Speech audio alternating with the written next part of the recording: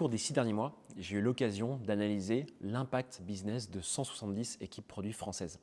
Et toute cette analyse, je l'ai compilée, collectée et compilée directement dans un benchmark de 45 pages que tu peux télécharger directement dans la description de cette vidéo. Dans cette vidéo, je vais te partager 5 insights clés extraites de ce benchmark qui sont, à mon avis, hyper importantes, que tu sois au COMEX d'une boîte ou opérationnel dans une équipe produit pour pouvoir progresser et tout simplement faire en sorte que ton équipe produit et ton produit soient plus performants. Mais avant de commencer, j'aimerais t'expliquer ce que ça veut dire impact business d'une équipe produit.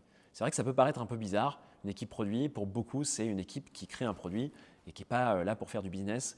Et en fait, moi je pense que c'est un peu une erreur de penser comme ça parce qu'une équipe produit de base, son rôle, c'est de faire en sorte que le produit qu'elle sort, tout le temps qu'elle passe, ça contribue à la croissance de la boîte.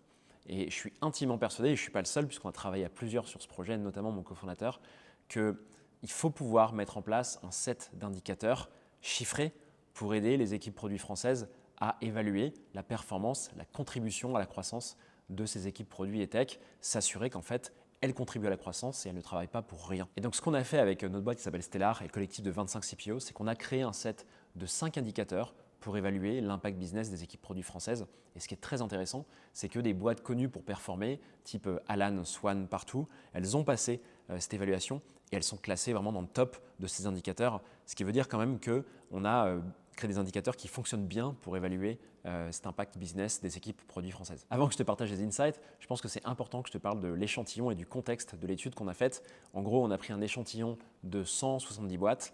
On a essayé de faire en sorte que ce soit assez équilibré d'un point de vue taille de boîte, mais également d'un point de vue stade de financement. Donc on a des boîtes qui sont à moins de 10 personnes, d'autres qui sont à plus de 100 ou 200 personnes. Et puis on a des stades de financement qui vont du bootstrappé, donc vraiment des boîtes qui n'ont pas été financées, jusqu'à du post-série B.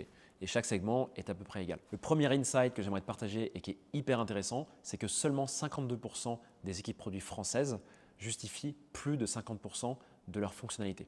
Qu'est-ce que ça veut dire? Ça veut dire qu'en gros, pour une fonctionnalité donnée, un pari produit qu'une équipe produit va faire, il y en a énormément de boîtes, donc il y a quasiment 50% des boîtes qui vont justifier moins de 50% de leurs fonctionnalités. Donc sur toutes les fonctionnalités lancées, en fait, elles vont justifier assez peu ces fonctionnalités. Et donc elles vont passer du temps sur des paris produits, ce qu'on appelle des bets souvent. En tout cas, elles vont passer du temps sur des choses qu'elles vont sortir, parfois des semaines et des mois, sans vraiment apporter de justification et de preuve que ça va marcher ou que ça répond à un problème donné. Ça, c'est un vrai problème quand même, parce qu'il y a des gens qui travaillent un petit peu à l'aveugle du coup, même si bien sûr qu'il y a une partie d'intuition qui est très forte dans le produit, c'est important quand même de pouvoir justifier les choses. Un inconvénient de ça, c'est que globalement, si la fonctionnalité sur laquelle tu as passé des semaines et des mois ne fonctionne pas, tu risques d'avoir une grosse perte de confiance déjà de la part des autres équipes.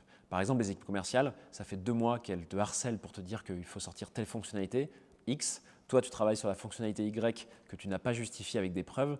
Les équipes commerciales vont forcément dire « mais attends, c'est la X que je t'avais dit de faire, tu vois bien que la Y ne marche pas, en plus tu n'as aucune preuve que ça devait marcher, c'est quoi ce bazar ?» Ça, c'est un vrai problème. Et le deuxième problème, c'est que passer des mois et des semaines sur une fonctionnalité qui ne fonctionne pas, c'est quand même un petit peu jeter de l'argent par les fenêtres. Alors le point positif, c'est qu'il y a une énorme marge de progression en France pour que les équipes produits justifient davantage leurs fonctionnalités. Bon, déjà, le premier truc à faire, c'est qu'il faut de la donnée pour pouvoir la justifier. Cette fonctionnalité en particulier, il faut de la donnée quali, donc des interviews ou d'autres choses qu'on trouve qui ne sont pas de la donnée directement chiffrée, et puis de la donnée quanti, qu'on peut avoir via des surveys, via de l'analyse de données, etc. etc. Donc ça, c'est un truc qui est à systématiser et en fait, il faut tout simplement augmenter son volume de sources de données pour pouvoir créer davantage de cadres quand on lance une fonctionnalité. Et donc en parlant de cadre, je pense que c'est hyper important de créer un document où on note les preuves, on les liste, que ce soit des preuves quali ou quanti, pour chacun des paris stratégiques importants qu'on fait. Et ces preuves-là, il faut les partager à la fois dans toute l'équipe produit, toute l'équipe tech, mais également en dehors pour qu'à nouveau, on crée cette confiance auprès des autres équipes et on montre qu'on passe du temps sur les bonnes choses, sur des choses qui sont justifiées, qui en valent vraiment le coup. La deuxième insight que j'aimerais te partager, c'est que 58% des équipes produits françaises mènent moins d'un entretien utilisateur par semaine. Ça veut dire qu'il y a une énorme marge de progression là aussi sur le fait de faire plus d'entretiens. Alors il ne faut pas faire des entretiens pour faire des entretiens, c'est juste qu'en fait, pour revenir au point 1, si on veut pouvoir apporter des preuves qu'il est nécessaire et qu'il est important de travailler sur telle fonctionnalité X par exemple, il faut pouvoir le justifier. Et donc ça veut dire qu'il faut créer une routine très régulière d'entretien utilisateur, de contact avec ses utilisateurs ou clients. Et donc à nouveau, ça c'est super important pour ne pas être déconnecté du terrain. Et quand je vois ce chiffre, je me dis mais c'est pas possible. Il y a plein de boîtes qui donc font pas cet effort de parler régulièrement à leurs users et qui travaillent pendant des semaines sur des fonctionnalités. Ça coûte quand même des millions. Il faut quand même rappeler qu'une équipe produit et tech, une squad entière, en moyenne, ça coûte 1 million d'euros. Si on met un ou une PM, un ou un product designer et une équipe de dev, ça coûte à peu près 1 million d'euros chargés. Et quand on pense qu'il y a des semaines et des semaines de développement qui sont faits sans justification, avec trop peu d'interviews utilisateurs, c'est un peu flippant. Et c'est de là qu'on peut voir qu'on peut en fait évaluer la performance impact business d'une équipe produit. Alors les solutions, il en existe plein pour créer cette routine de dialogue avec les users. Je sais qu'il y a des boîtes qui galèrent vraiment à le faire parce que les PM sont fourrés au moulin. Néanmoins, il y a des choses qui sont assez simples à mettre en place.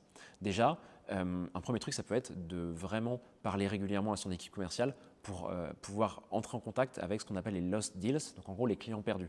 C'est des gens qui ont une vraie justification à pouvoir être appelés par exemple pour comprendre davantage ce qui s'est passé, pourquoi ils n'ont pas pris le deal en fait ou pourquoi ils sont partis carrément. Le deuxième truc qu'on peut faire, c'est se créer un petit réseau d'utilisateurs qui sont joignables à tout moment. C'est bien d'en avoir une vingtaine par exemple. Des gens avec qui on a une super relation, qu'on chouchoute et qui vont pouvoir nous remonter du feedback très très vite et très régulièrement. Et ce n'est pas forcément des coups de fil tout le temps, mais c'est juste de pouvoir leur parler en note vocale, en texto, sur Slack ou alors par téléphone directement évidemment ou visio si vous pouvez. La troisième insight que je voudrais te partager, c'est que 44% des équipes produits françaises ne mesurent pas leurs fonctionnalités livrées. Alors ça, c'est un vrai problème. Il y a un inconvénient quand même énorme à ça, c'est que d'une part, quand tu passes des semaines à produire une fonctionnalité que tu ne sais pas ce que ça a donné, tu as un vrai sujet quand même, tu navigues complètement à l'aveugle. Et surtout, peut-être que parfois, il y a juste un petit peu de correction à apporter à la fonctionnalité pour qu'elle fonctionne et qu'elle apporte les résultats escomptés. Et en fait, tu ne le sais pas si tu ne mesures pas.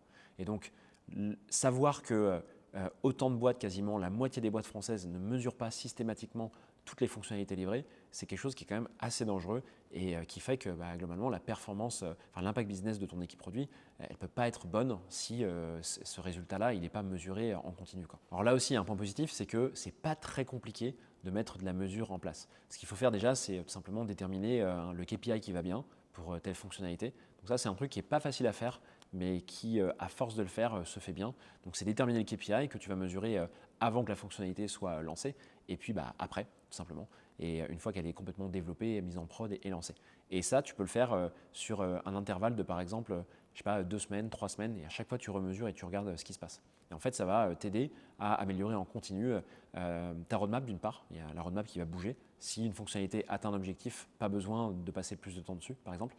Et puis, cette mesure-là, elle va t'aider aussi à communiquer à la fois dans l'équipe produit le fait que on a atteint ou pas les objectifs et aussi à célébrer un peu les succès, si ça marche, auprès des autres équipes pour montrer que globalement, tu ne travailles pas pour rien. La quatrième insight que j'aimerais te partager ici, c'est que 47% des équipes produits présentent les KPI produits au COMEX de la boîte moins d'une fois par mois. Le gros problème de ne pas présenter régulièrement les KPI produits au COMEX, c'est que le COMEX, à un moment, d'une part, il est complètement déconnecté du terrain, il ne sait pas ce qui se passe d'un point de vue produit, et surtout, le fait de ne pas avoir régulièrement les KPI produits, de communiquer, partagés par l'équipe produit, ça va faire que les arbitrages stratégiques du COMEX, quand il va s'agir notamment de nouveaux produits par exemple ou de grosses fonctionnalités, s'il y a un gros budget à mettre, ils vont être difficiles à faire si ils ne voient pas les KPI qui sont choisis et leur évolution. Et de deux, c'est très compliqué en fait de rester connecté au terrain et aux utilisateurs quand tu es une boîte de 500 personnes et que globalement tu as d'autres sujets que le produit quand tu es au COMEX de la boîte. Donc c'est hyper important en fait de présenter ces KPI produits au COMEX et de le faire très régulièrement. Pour mettre en place cette routine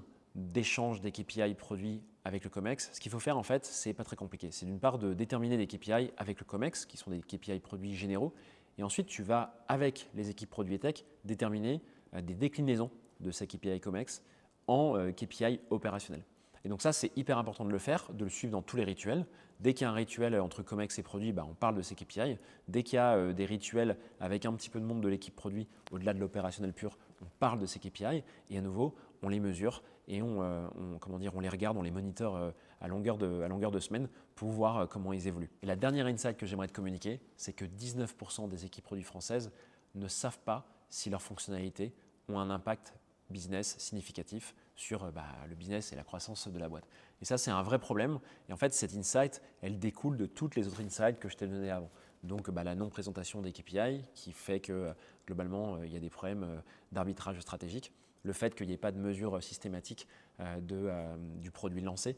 En fait, tout ça fait que globalement, on voit bien qu'il y a des équipes qui pilotent complètement à l'aveugle. Peut-être aussi qu'il y a plein de sujets de type gouvernance un peu top-down, donc avec des comex qui disent peu importe les preuves qu'on a, peu importe la mesure, je sais que vous ne faites pas, mais allons-y là-dessus, on a une grosse intuition.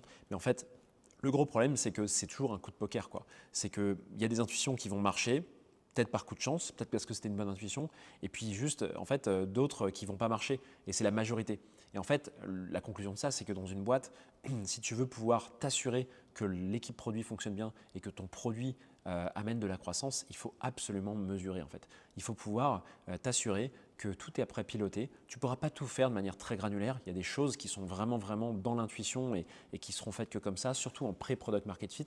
Mais dès lors que tu commences à avoir de la donnée, un accès à des clients, à des utilisateurs, il faut pouvoir commencer à tout connecter. Des KPI, de la donnée, des preuves à chaque chantier lancé, etc. etc. Voilà, j'espère que cette vidéo t'a plu et que tu as appris des choses à partir de ces 5 insights. J'espère qu'elles vont aussi t'aider à faire mieux dans ta boîte. Je pense que toutes les boîtes ont de la marge de progression. Si tu veux en savoir plus sur ces insights, sur l'impact business des équipes produits et pouvoir comparer ta boîte, ta configuration de boîte à la performance produit et tech de 170 boîtes, tu trouveras, comme j'ai dit en intro, le benchmark directement dans la description de cette vidéo. Et puis, si tu as des commentaires, des questions ou autres, n'hésite pas justement à commenter cette vidéo et je me ferai un plaisir d'y répondre.